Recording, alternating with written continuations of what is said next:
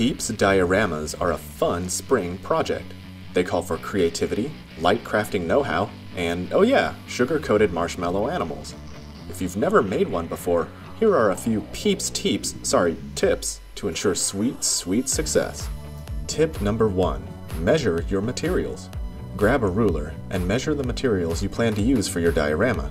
I wouldn't say this is a completely necessary step, but measuring can help you make the most of your supplies. Tip number 2. Search your house for supplies.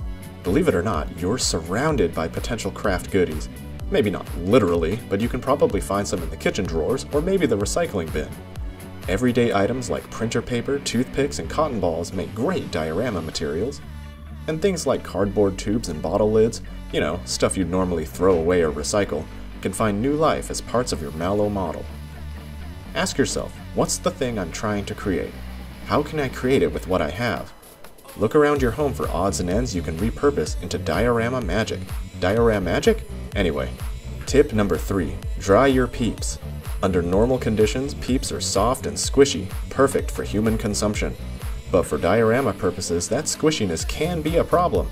Consider leaving them out of the bag for a few days so they harden up. You can more easily glue props and hair to them if they don't squish.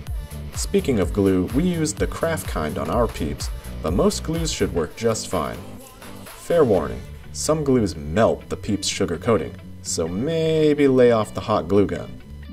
Tip number 4. Test your materials.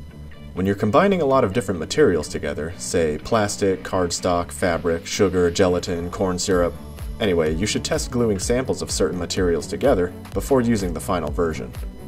The last thing you'd want is to glue your material down only to have the glue show through and ruin the effect.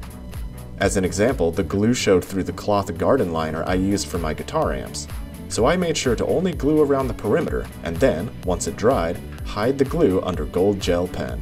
Fancy! Tip number 5. Embrace mistakes. While assembling your Peeps diorama, you might find an idea of yours is either taking too long or uses too much of a certain material. That's what a friend told me. Either way, don't let a mistake discourage you from your awesome idea. Sometimes you'll find that going about it a different way can lead to a better solution. If you're still having trouble, I recommend you go online and see how other creators have made their Peeps dioramas. And believe me, there are a lot of them. Well, that's all the tips I have to share with you today. I hope you have as much fun creating your Peeps diorama as I did mine.